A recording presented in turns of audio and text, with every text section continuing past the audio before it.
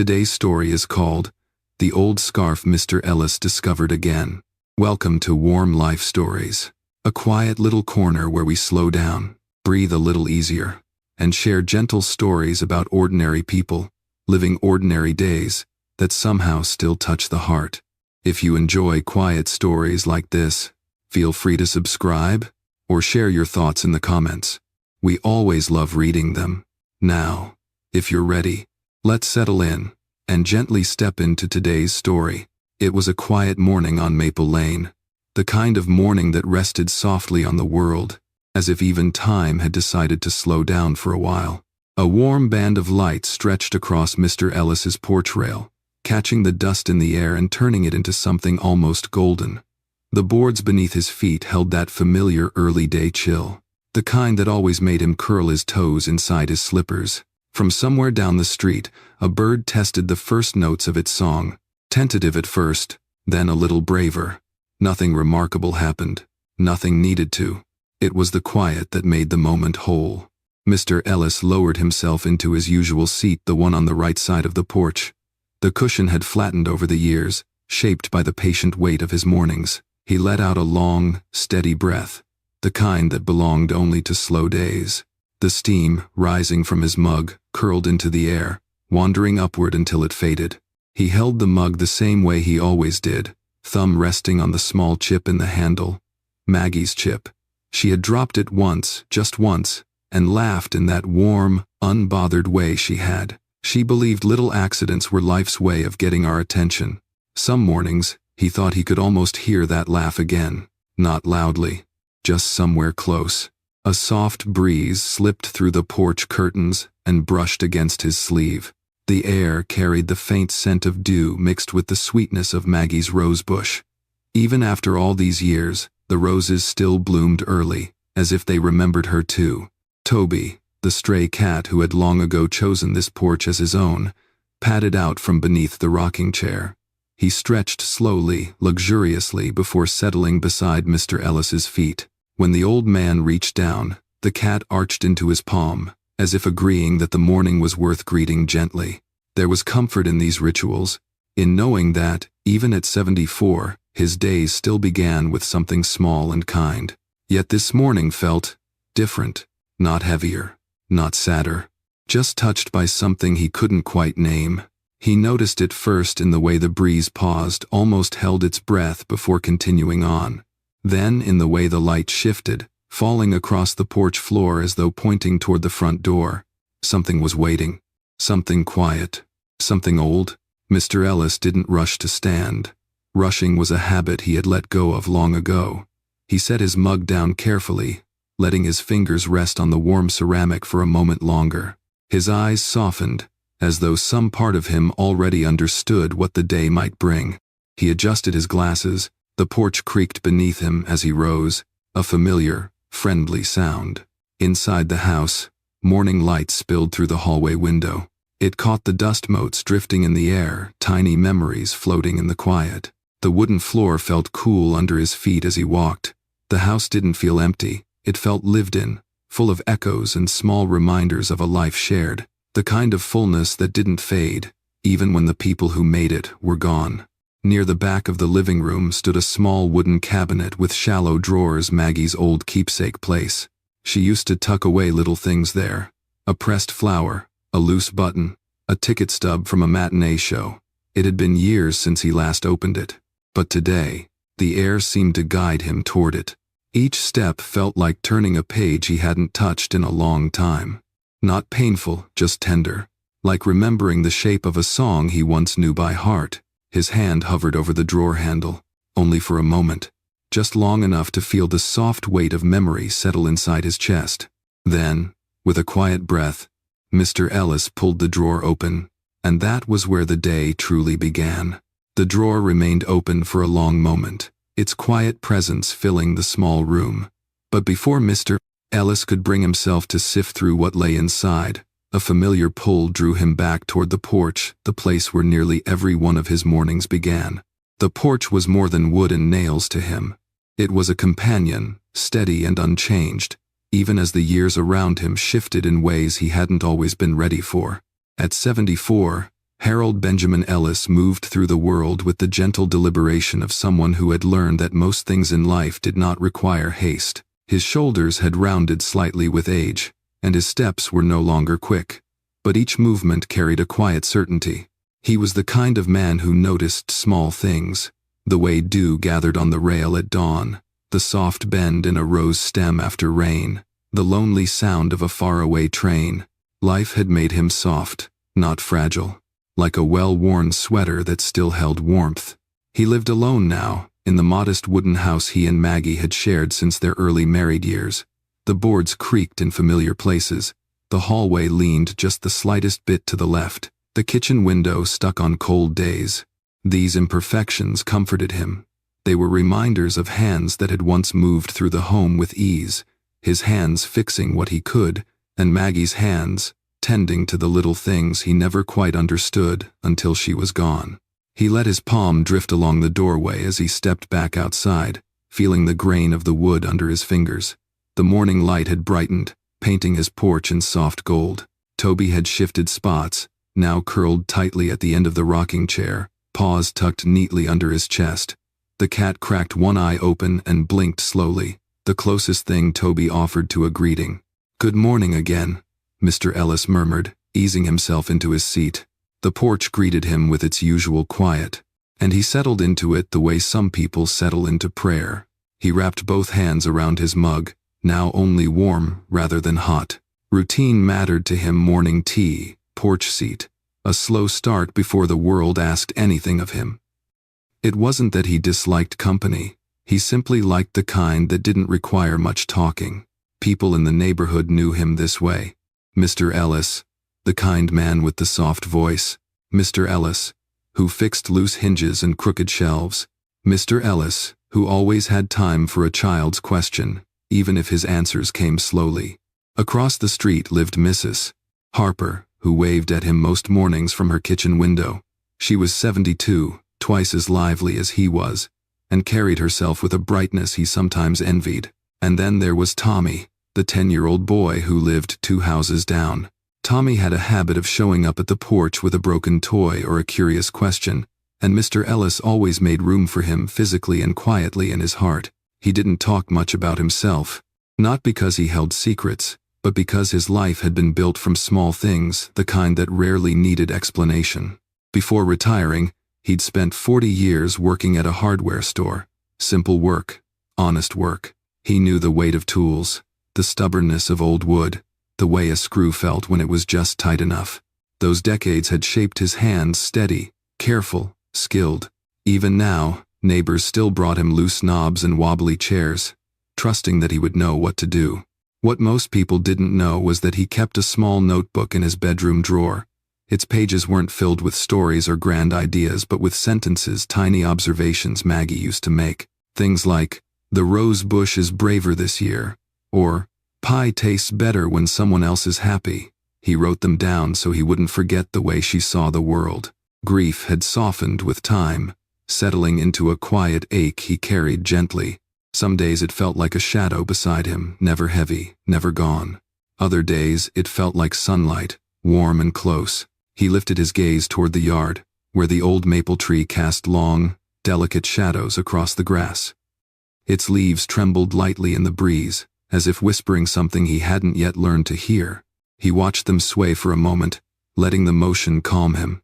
Then his thoughts drifted back to the open drawer inside. Something in it had called to him, not urgently, but patiently, the way memories sometimes do. He took one last sip of his cooled tea, set the mug down gently, and let his hand rest on the porch rail. The wood felt steady beneath his palm. Yes, he was ready to see what waited for him in that drawer. And with that soft certainty, Mr. Ellis rose to his feet and stepped back into the quiet house, carrying the warmth of the morning with him. The house felt different as Mr. Ellis walked back inside. Not heavier, just quieter, as if it knew he was about to revisit something it had been holding for him all these years. The sunlight through the hallway window had brightened, dust motes drifting lazily, each one catching the light before fading out of sight. He followed that soft glow until he reached the drawer again, still open, still waiting. He stood there for a moment, with one hand resting on the wooden edge. The wood was smooth in places, worn in others, shaped by Maggie's hands far more than his. She used to say this drawer was her little museum of nothing. And yet, it held everything that mattered. When he finally reached inside, his fingers brushed against the top layer, a folded grocery list, written in Maggie's looping handwriting: milk, cinnamon, thread. And at the bottom, a note she'd slipped in just for him. "Don't forget your smile today," he breathed out softly, almost a laugh. She used to tuck notes like that everywhere: the coat pocket, the back of his toolbox, even in his lunch when he worked at the hardware store. The man who rarely spoke at work became the man who smiled at his sandwiches, because Maggie had written, "Eat well, love," in tiny, crooked letters. He set the list aside and lifted a small envelope, its corners softened by years of being moved and forgotten. Inside was a pressed lilac bloom, fragile but still carrying a faint hint of its color. He remembered the day she'd picked it. Spring, early morning. They had walked around the block together, the sun barely awake. Maggie had paused near the neighbor's fence, where lilacs grew wild and free. She'd plucked one gently, held it up to the light, and smiled at him with that quiet certainty she always had. "This one," she'd said, "smells like new beginnings." He hadn't understood the meaning then. He understood it better now. He placed the lilac back into the envelope and reached deeper into the drawer. This time his hand touched something solid, a wooden button from his old flannel shirt, the shirt that never quite fit right but that Maggie adored anyway. She used to say he looked cozy, which was her way of saying she liked him best when he wasn't trying too hard. The memory unfolded softly, like the page of a book loosening after years of being closed. A winter afternoon. Snow pressed against the windows. Maggie humming some tune he never learned the name of. He had sat beside her while she mended that flannel, the two of them wrapped in a kind of silence that felt full rather than empty. He remembered her leaning her head against his shoulder and murmuring, "You always run cold, Harold. Let me fix that." He swallowed gently. Some memories didn't hurt, they just warmed the air around him. At the bottom of the drawer, half hidden beneath loose buttons and old receipts, he saw a familiar corner of fabric, soft, worn, a pale blue that had faded with the years. He didn't lift it yet, not fully.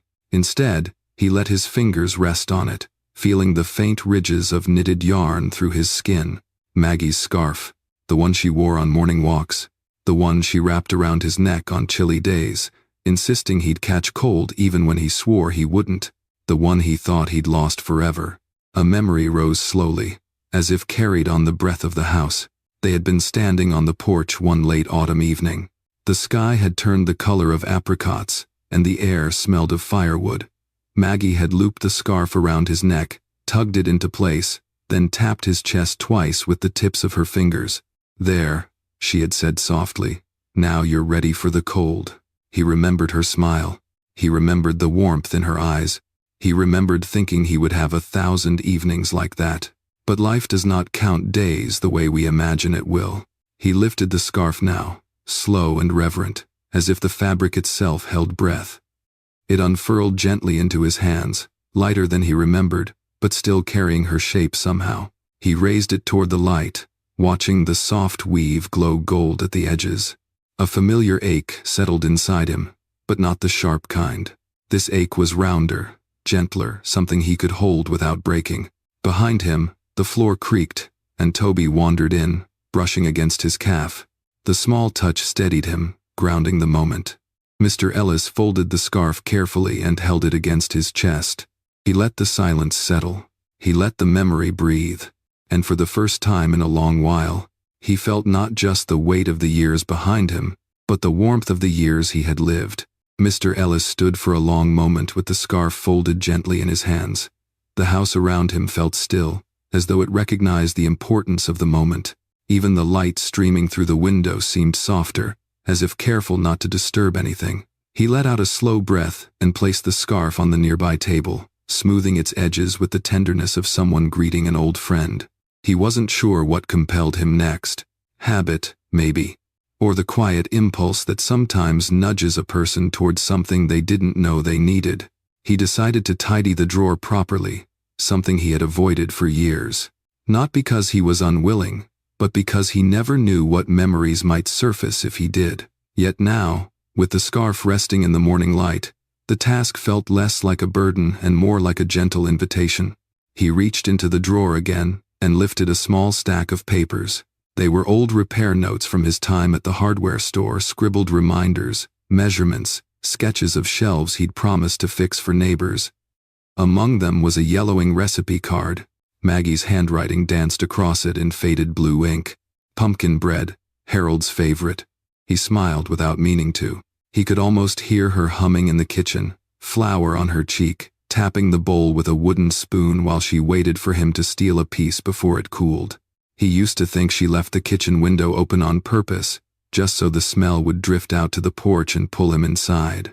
He set the recipe card down beside the scarf. The two objects looked right together like pages from the same chapter of a book. A knock at the door startled the quiet. Not loud, just a soft, polite tapping. Toby's ears flicked, and he trotted to the hallway as if announcing the arrival himself. When Mr. Ellis opened the door, there stood Tommy, clutching something wrapped in tissue paper. "Mr. Ellis?" the boy asked, shifting his weight. "Mom said I should bring this over. We're cleaning the basement, and she found something she thought might be yours." The boy held out the bundle. Inside was a small wooden box, worn smooth around the edges. Mr. Ellis recognized it instantly, the box he had once carved for Maggie on their 5th anniversary. He had spent weeks shaping it after work, sanding each corner until it felt like river stones. He thought it had been lost long ago. "I think this belongs to you," Tommy said with a small grin. "Mr. Ellis rested a hand on the boy's shoulder. "Thank you, Tommy. This means more than you know." The boy nodded, then darted off down the walkway, leaving the old man standing in the doorway with the weight of something unexpectedly precious. Back inside, he placed the wooden box on the table beside the scarf and recipe card. The three objects sat there quietly, each holding a piece of a life that felt both distant and close. He traced his finger along the lid of the box. The wood felt familiar, warm, as if it had been waiting for his touch. When he opened it, he found a few dried petals and a faded ribbon. Maggie used to tie her hair with that ribbon on days she worked in the garden. A memory stirred, her hands brushing soil from her knees, eyes bright, the ribbon slipping loose as she straightened and laughed. A tremor of emotion passed through him, not in a painful way, but like a soft wave that washes over sand and smooths it. He sat down, letting his hands rest on his knees. The room was filled with silence, but it wasn't empty. It felt full of moments returning to him, not to cause ache, but to offer something gentler, something that felt like permission. Permission to remember, permission to feel, permission to hold what once mattered, without fear of breaking. The light shifted again, painting the table in warm gold. Dust floated in slow spirals, turning the air into something almost sacred. Mr. Ellis watched it drift for a while, breathing in the stillness. Then, with a steady hand, he lifted the scarf once more, letting it drape across his lap. He didn't know why the day had chosen now to return all these things to him, but he felt, in the quiet of his heart, that it was time. Time to look, time to touch, time to remember without turning away. Toby hopped onto the chair beside him, curling into a small circle of soft fur. Mr. Ellis looked down at the cat, then at the memories gathered gently on the table. Something was unfolding, something small, something soft, and he let himself stay in that moment, breathing slowly, while the day continued to open around him. The scarf lay across Mr. Ellis's lap like a breath of memory light, familiar, impossibly gentle. For a long while he simply sat there, letting the fabric rest against his hands, letting the quiet settle around him. The house seemed to understand, falling into a silence so soft it felt like a blanket over the morning. Eventually, with a slow inhale, he reached for the wooden box again. The ribbon inside was delicate to the point of fragile. Its color faded into a muted blue-gray. He lifted it carefully, mindful not to tug or crease. It fluttered between his fingers, lighter than he remembered, like holding a fragment of wind. Underneath the ribbon lay a small, folded paper, thin with age. He hesitated before unfolding it, not out of fear, but out of reverence. Paper like this had a way of carrying voices even after they were gone. He opened it. It wasn't long, just a few lines, written in Maggie's familiar, slightly leaning handwriting. For your cold mornings, for the days you forget to take care of yourself, for all the years I can't be there. This will have to do. No signature, just the soft curl of her last letter O, the way she always wrote when she was thinking of him. He let the note rest against his palm, feeling the faint indent of her pen strokes. Somehow the words felt warmer than the sunlight drifting across the table. He closed his eyes, and a memory rose with surprising clarity. A winter morning much like any other. He had been heading to work before sunrise, tugging on his coat while muttering about the cold. Maggie had quietly stepped behind him, looping the pale blue scarf around his neck, pulling it snug, and whispering, "Please stay warm, Harold. You forget sometimes." He hadn't forgotten the moment, but he hadn't remembered the softness of her voice until now. Funny how the mind keeps details tucked away, returning them only when it thinks we might be ready.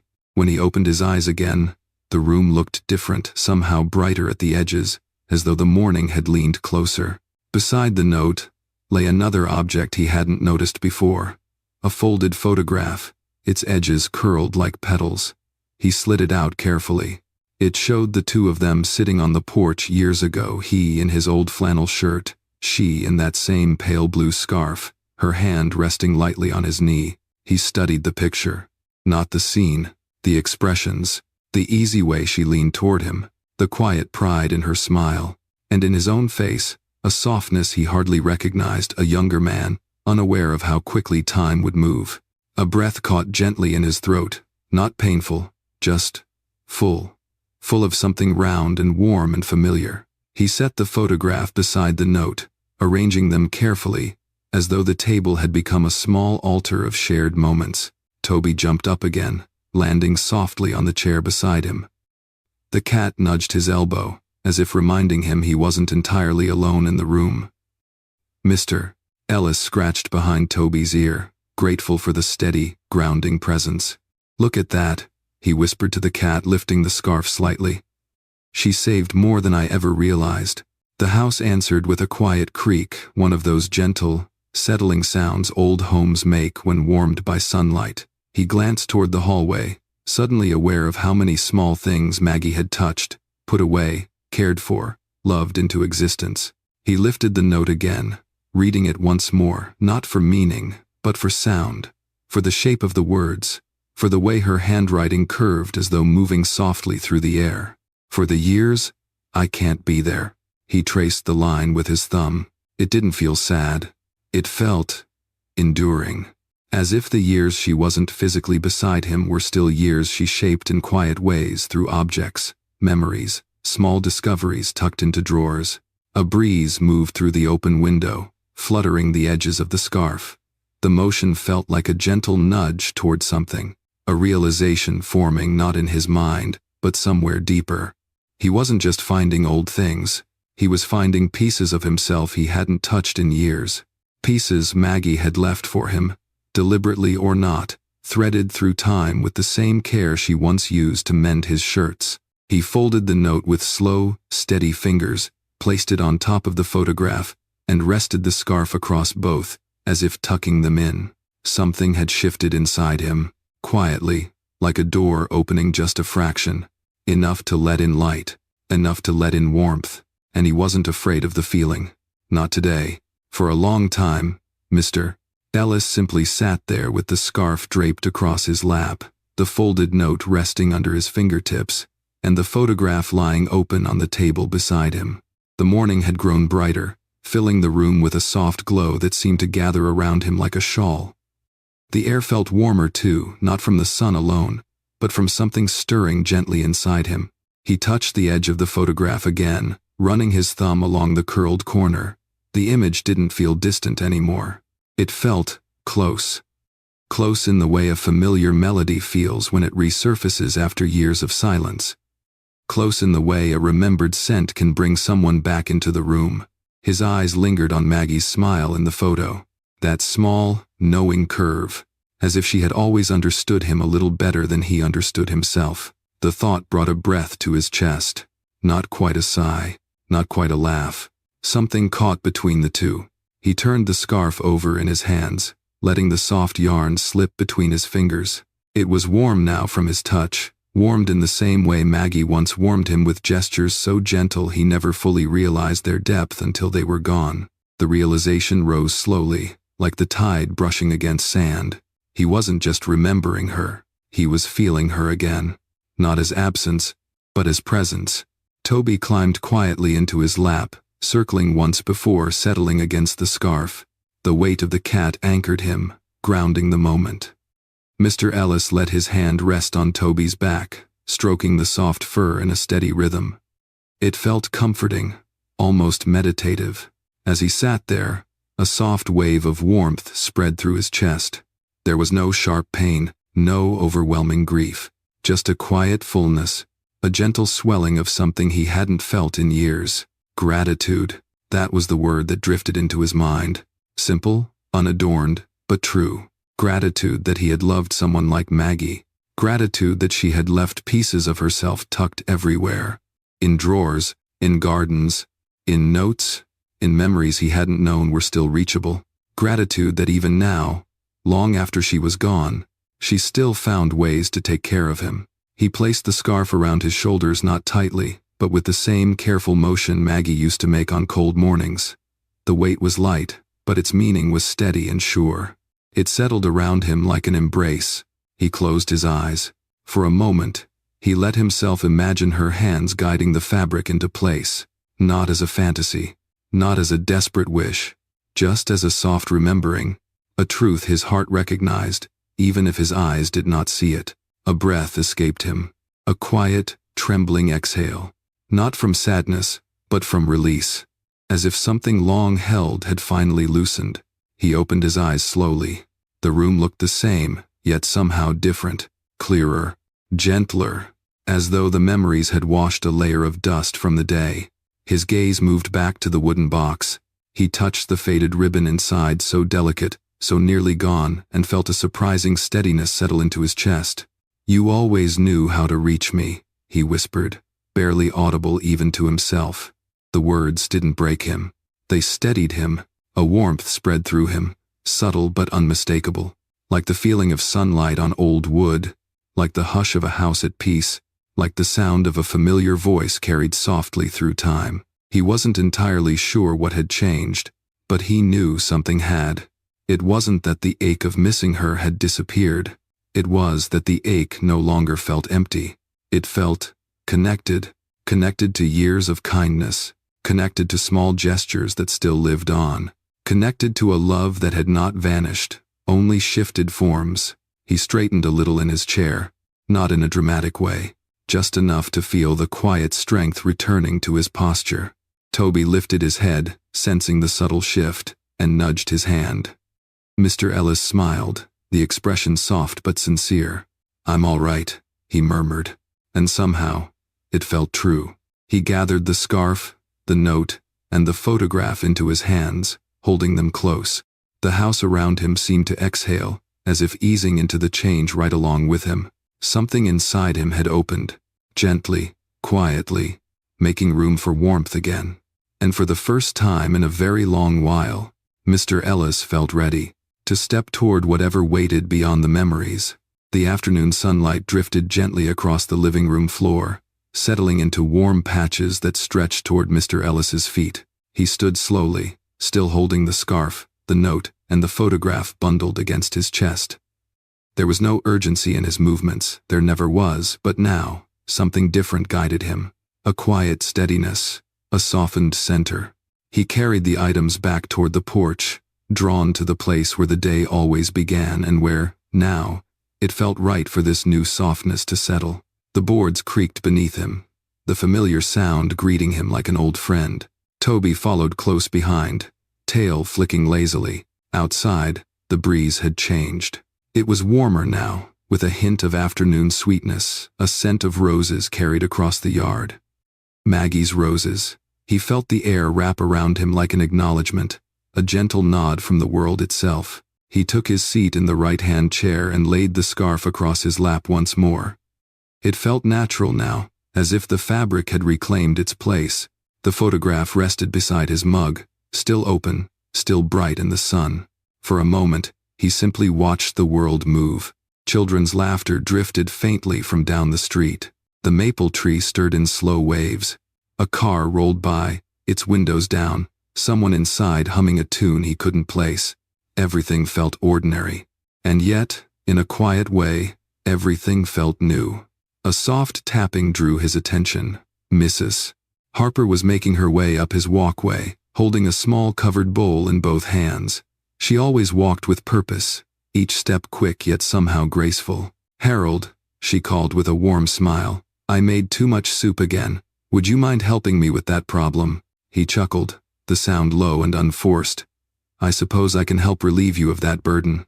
She stepped onto the porch and paused when she saw the scarf draped across his lap. Her smile softened, the bright edges turning gentle. "I haven't seen that scarf in years," she said. "Neither have I," he replied quietly. There was no explanation. None needed. She simply nodded, understanding more in a glance than words could ever offer. She set the bowl on the side table and squeezed his shoulder lightly before heading back down the steps. The touch was small, fleeting, but he felt it settle in the air long after she walked away. He looked down at the bowl of soup, steam curling upward like threads of comfort. He would eat it later. For now, he just wanted to sit in this softened afternoon. Across the street, Tommy rode his bike in small, uneven circles. When he spotted Mr. Ellis on the porch, he waved so enthusiastically his handlebars wobbled. Mr. Ellis lifted his hand and waved back. A simple gesture, but the first he had initiated in a long while. "Be careful there," he called out, voice warm.